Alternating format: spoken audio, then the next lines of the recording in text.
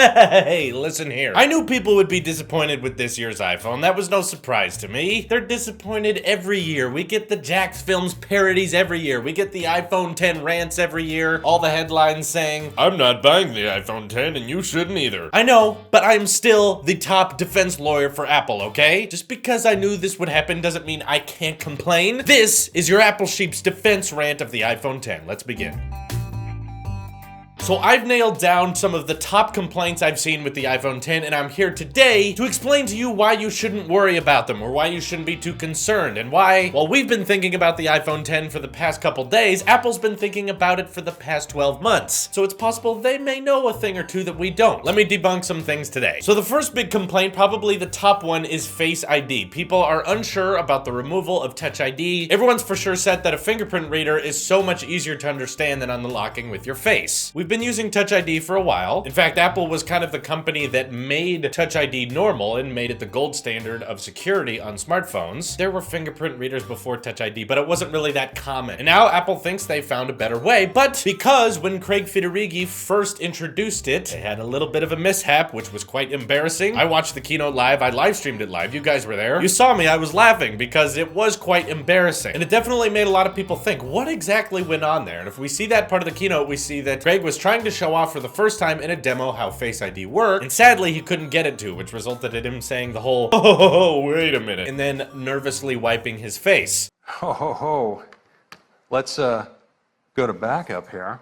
Now, channels like Unbox Therapy are saying that he was worried because of behind-the-scenes things where Face ID wasn't ready yet, and he was trying to wipe his face clean so that Face ID would work. And they're thinking that perhaps if your face is too oily, then Face ID won't work. I really don't think that's what it is at all. I just think that Craig had an absurd amount of stress on him. First of all, if Apple's going to promise that Face ID will work when you have different amounts of facial hair, it learns and adapts to your face as you go on, it works with glasses, it works as you get older. Like, if they're saying it's this reliable, I don't think simple sweat is going to make the difference. And if it does, then they are blatantly lying to us. And typically, if Apple announces a feature like Face ID that's pretty major, it means they've tested it, and it means they've tried it at least a couple times. I don't think they would tell us that Face ID is this accurate and this useful when it wasn't really. I don't think banks would sign up for Apple Pay if they knew that Face ID was a theory, and Apple never quite figured it out. You know, that's part of the reason why I think it's delayed, is they're trying to work out the kinks. But of course, Apple also issued a statement of what went on that stage, and they clarified that Face ID did not fail, but the setup for the demo was simply not arranged properly. They're claiming that that iPhone on stage was designed to unlock to Craig's face. However, while that phone was being set up, whoever the guys were on stage that were plugging it in and putting it on the stand were accidentally setting off Face ID numerous times, and as it was designed to, it locked up because it was reading so many faces that weren't Craig. Similar to testing a fingerprint, it required a passcode because it thought it was being stolen. That's why when that phone asked for a passcode on stage, it said, your passcode is required to enable Face ID, meaning that Face ID wasn't trying to activate. If it was, that lock on the front would probably shake back and forth and say, you know, not my owner's face. Something like that. So we know that Face ID was not actually failing, and I don't think Craig was actually trying to clean his face off to make sure that it worked, because he very quickly, and Apple very smartly, had a backup phone right next to it. They switched over to that next phone, and I wish the media would cover this more often. He unlocked it 3 to 4 times with his face, and it worked flawlessly. I was just glad that they had a backup phone ready in case something went wrong. Overall, that whole Face ID mishap lasted a matter of like 5 seconds. And yet everyone blows up about it, says Face ID is a failure. Guys, it was just a little setup error. If you recall when Steve Jobs introduced the iPhone 4, he was trying to show how much faster it was internet-wise than the iPhone 3GS. And on stage, the 3GS actually started beating the iPhone 4 because there were so many devices on the Wi-Fi networks in there. So don't act like big problems like this have never happened before. And again, this wasn't failure on the hardware. This was just a failure on setting up. I think once we do get Face ID at the beginning of November, we can truly start testing it, seeing if it can be fooled in photographs. Apple says it won't. Seeing if identical twins can log into each other's phone. Seeing if John Cena can log into his phone. And there's even statements saying that it will work with most sunglasses. There may be some sunglasses that are too big that will prevent you from unlocking the phone. And I imagine that because sunglasses block out light, Face ID might have a problem because it doesn't doesn't know when your eyes are open, but they said for the most part, it'll work just fine. And I just want everyone to cool it with Face ID, okay? Let's wait till it's out to officially compare it to Touch ID, but personally, I think it's gonna be a lot better. The next big complaint is a lot about how the power button is gonna work. I keep seeing comments saying, how do you turn off this phone? Because they think holding the power button activates Siri and double tapping it activates Apple Pay. You guys, just clicking it once still turns it off. That's not changed. And in fact, pressing that button once also turns the display on. Apple has added new ways of turning on the phone, so they're kind of thinking there's not much of a point to anymore. A lot of people forgot that mention in the keynote. You can turn on an iPhone 10 just by tapping the screen. It has a tap to wake feature, similar to the Apple Watch. If it's not on and you simply tap it, it just wakes up. And I think the iPhone 10 will work in a similar way. That way you don't always have to rely on raise to wake, but then also there is raise to wake. So whenever you lift up the phone, it's gonna activate automatically, scan your face, and then hopefully be able to unlock so you can swipe up when you need to. And while some people may think that's more complicated, keep in mind that in the demos, there were no notifications on that lock screen. It would be rather annoying if every time you picked up your phone and started reading some of the notifications on the lock screen, it registered your face and just opened automatically. Then you wouldn't be able to read anything. That was a major problem with Touch ID on the iPhone 6s. Back before iOS 10 and we had press home to open, people would put their fingerprint on the home button just to turn their phone on, and because Touch ID was so fast, it opened really quick and you couldn't really read all your notifications that were on your lock screen. That's why there's that extra step. So please don't worry about the power button. They've added a couple more features to it, but it still turns the phone on and off. And again, you can do raise to wake and you can tap the display just to turn it on anyway. Next big complaint is about the notch. And I'll admit, I was a bit surprised how much Apple just kind of embraced it. You know, this is kind of the first display from Apple we've seen before that is so irregular to have such a big cutout at the top. And a lot of people are worried because in all the demos and in all the videos and all the marketing Apple released, it shows the display going completely around it. A lot of people are calling those top parts the ears. Whether you're watching movies or playing games, it just totally embraces the notch. What some people didn't realize if you watch some of the hands-on demos with the iPhone 10 is that similar to watching a movie on an iPad, if you double tap whatever video you're playing, it can zoom out and the notch will disappear. You'll have a little bit of black bars on the side because the phone is so wide when you're in landscape, but you have that option to have the notch be invisible. And again, keep in mind, they were demoing all these videos and photos within Apple's stock apps like Photos and Video. We don't know how YouTube and Netflix is going to handle it, and if I know them, the way they handle their apps on the Galaxy S8 and the Galaxy Note 8, they're going to provide an option. So YouTube will probably be okay with embracing the notch if you want to, or they'll have a button that turns it off so you don't have to always see the notch, and they'll just put blackness around the notch on both sides so you can still watch videos in 16:9. I don't think it's going to be a big thing to overcome. We've yet to see how Apple is going to handle a lot of the landscape features on the iPhone because of this notch, but I'm sure whatever they do is going to be fine. They think through these things, and anyway, this display is so incredibly wide when you're in landscape, it probably doesn't make much sense to try to read emails like this or try to use Safari when you're in such a wide display. This is above 16:9, so they might just say, you know what, don't do landscape. And honestly, I don't use landscape mode on my iPhone that often. I do it when I watch videos, but when I'm using Safari or when I'm texting, it's kind of impractical. The keyboard's kind of big and doesn't use a lot of space. It just makes more sense to use portrait, and my iPhone has a 16:9 display. So when you have something that's even taller than that, then it makes even less sense. So I'm anticipating this phone will be heavily used in portrait mode. Okay, now the next big one is probably the biggest complaint with Apple in general is the price point. For some reason, even though we had all these leaks of the iPhone 10's price, people were still surprised to find out that it costs $1,000 for 64 gigs, and it's a $150 increase for 256. So for the first complaint, people were upset that a storage upgrade costs $150, and usually with Apple, at least for a while, it's had a track record of if you want a storage improvement, it's an extra $100. But keep in mind, this isn't an ordinary storage improvement. Like for instance, before, if you had a standard 32 gigabyte iPhone, you paid $100 more and you got 64 gigs. You paid $100 more and you got 128. If we do some basic simple math here, we can deduct that you are doubling for $100. 32 to 64 costs another $100. This isn't that same scenario. With the iPhone 10, we're going from 64 to 256. That's 4 times the amount of storage than the standard. So if we're doubling by 4, wouldn't it make more sense if it was $200 more? That would be the more accurate variable of how Apple usually does these things, but I was actually quite surprised to find out that it's only $150 more for the 256, because that's a total of 4 64 gigabyte storages. It's not twice the size, it's 4 times the size, and it's only $150 more. But for some reason, people were still upset about that. It's like, you're getting a lot. It would make sense that it costs a little bit more than $100, right? I thought that was obvious. Also, something I really wanted to bring up because I feel like not everyone is addressing this. The iPhone 10 is kind of strategically priced higher than the 8. If the iPhone 10 was cheaper, almost no one would really be interested in getting the 8. If the price points were closer, like for instance, if the iPhone 10 was $900 and the iPhone 8 Plus was $800, it's like they're so close. Why would anyone have any incentive to buy an iPhone 8? Now, I'm not saying that the iPhone 10 is cheap to build. I'm sure it's very expensive, but I'm just saying part of this high price point is to keep people interested in the 8. They want to see the 8 as a bargain. You know, starting at $700 isn't that bad. For all the things you're getting with the 8, I think that's a great deal. So to try to spread demand out a little bit and say, no, the iPhone 8 is still worth it. They're saying this more premium iPhone, this iPhone that's going to be more about the future. That one, yes, costs an extra $200 than a regular 8 Plus. It's not just about Apple's greed. Some of this is actually strategy. And because the iPhone 10 is so hard to build and because it's so low in stock, it actually kind of helps to say, no, this is more expensive because that keeps demand lower. Even though it's incredibly high, that $1,000 price point definitely cuts off a lot of customers from being able to afford it, which may be a bit sad, but when quantities are so low, it's kind of what you have to do. And now number 5, the 5th big thing I keep seeing people complain about, which is something we hear every year, and I'm just mind boggled while we still talk like this, but everyone keeps saying not much is new. Nothing about the iPhone 10 is unique. All of it is stuff we've seen before. And first of all, I say,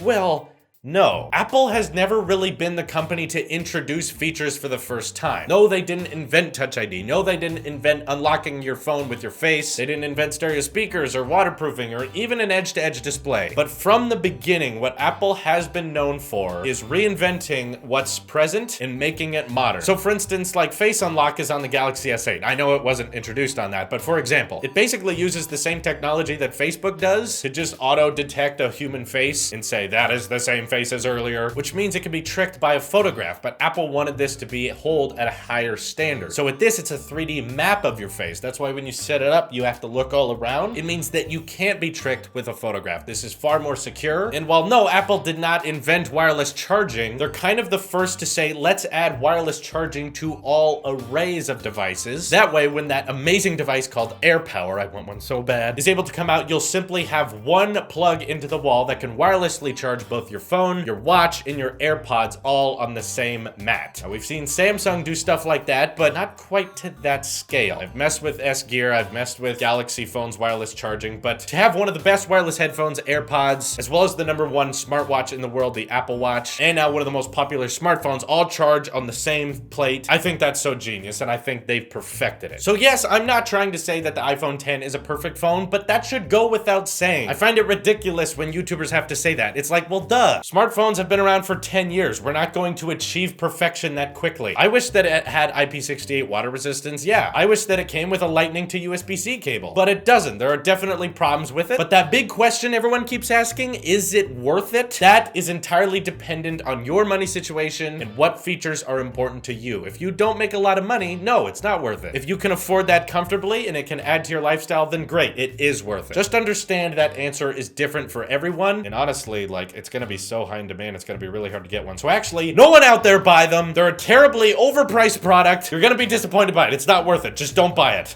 Because I want it for myself. Please, no one buy it. This is your Apple Sheep here, and I will see you in the next one.